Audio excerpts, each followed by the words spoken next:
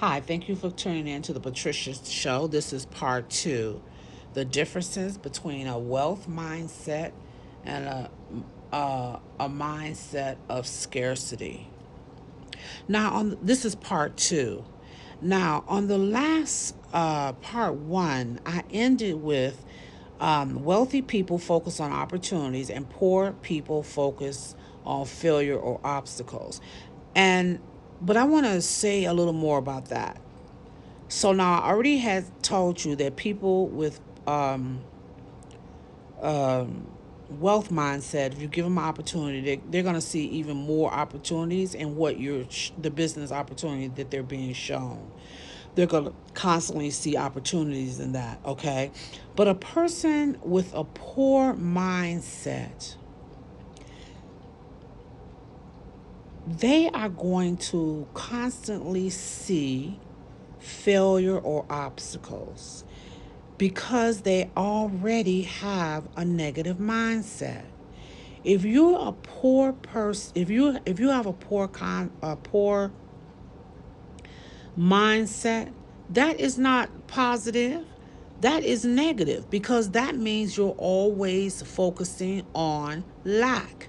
Lack is negativity. So if you have a poor mindset, you have a negative mindset.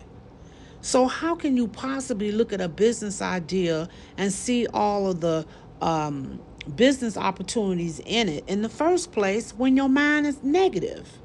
When your mind is negative, you're going to see your lens that you're looking through is going to be negative. When you have a positive mindset, the lens that you are looking through are going to be positive. This is why, and I'm going to do talk about this in another chapter, but this is in another audio. I'm sorry. This I'm gonna because this is what I understand. People will always tell you, "I don't think negative.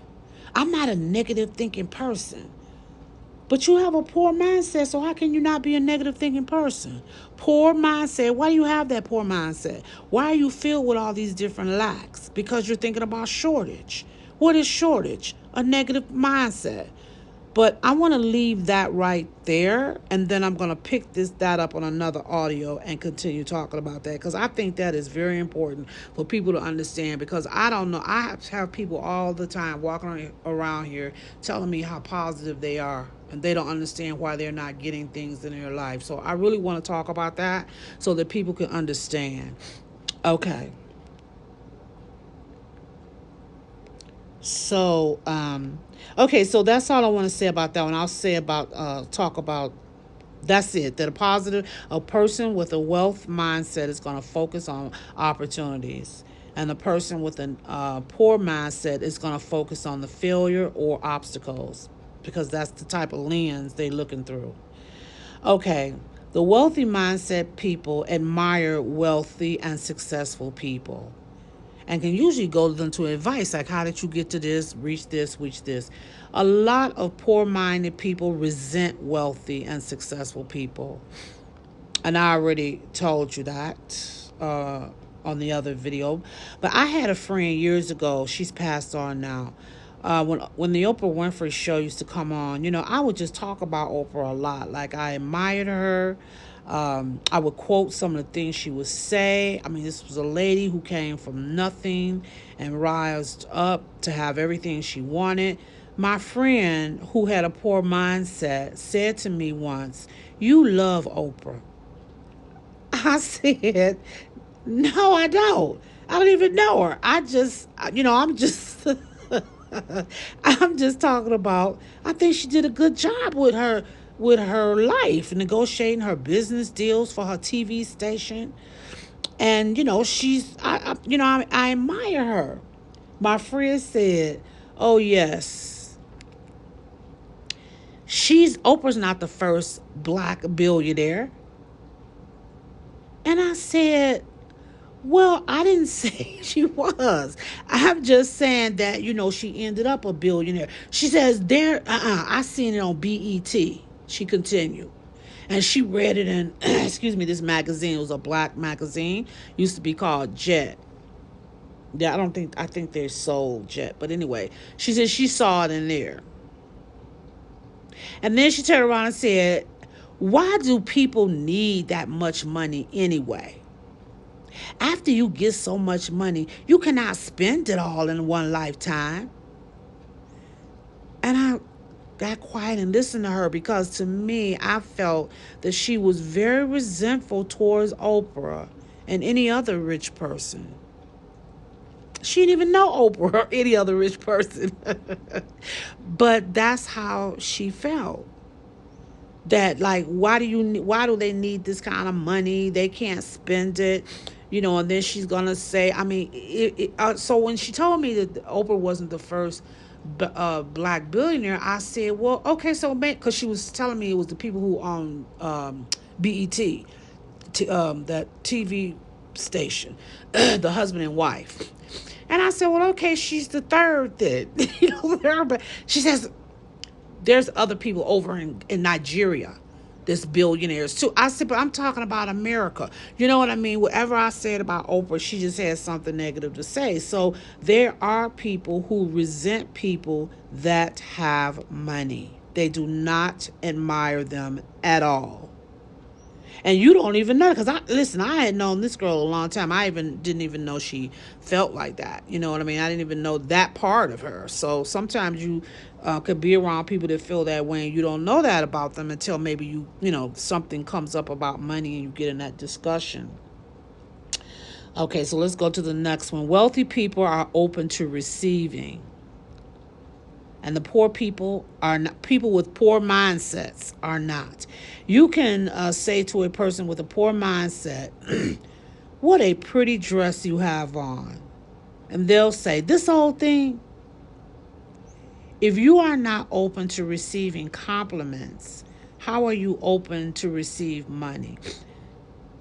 Now, I want to make this clear. I don't mean that all rich people are, well, yes, I do want to say all rich people are open to receiving, because you have to, you can't get money if you're not going to be receiving. But this is not an example that I just gave for all rich people or all poor-minded people. I'm just giving you one of the examples that I have seen. Maybe someone who had on a diamond, a beautiful, a rich person or something, and I might have said, that's a lovely necklace, and they would say, thank you very much. But if I had a person that was a poor mindset and I say, that's a beautiful dress, oh, this whole thing, they couldn't receive the compliment. Because I was on the path of spiritual growth, I could see this, that this person, I could see a lot of things in that statement. First of all, I could see this person had low self-esteem. The one who said this whole thing had low self-esteem. That person was not comfortable with getting compliments. That person, and if they're not comfortable with getting compliments, you're not comfortable in receiving. So I actually think at that time when I had first saw that, that's when I began to believe, money has a lot to do with your self-esteem. I really did. I realized that. And then years later, this millionaire was telling me, yeah, that was true, because you have to feel like you deserve it. And a lot of people don't feel that they deserve money. A lot of people feel money is the root of all evil. They don't deserve money and all those other beliefs like that. And it'll keep money away from you. And so anyway, I realized that money is not just about, it's not just about, let me open my hands and get it. Because again, it's easy to, I'm telling you, it is I'm telling you this for real. I'm not kidding. It's very easy to get a lot of money. The hard part is keeping it. Because if you have this where you don't feel good enough, you're not deserving enough, the money is going to flee. So yeah, you got it, but it fleed. You know what I mean? And when I say flee, I mean like you might be spending it a lot. Like, let me tell you, I don't think I told you all the story before. I had went to the bank one day. I had a large deposit come in, and I had went to the bank. I don't know what I went in there for. And as I was standing in the bank, I could look at the lady's computer, and I just seen the hand moving really fast, like from one line to the next line to the next line, really fast. And I said to her, what is that? She said, that's how much money you spent today. And I'm like, what? Because if you could have just seen it, it's like all these different lines. There was one line, the next line, the next line.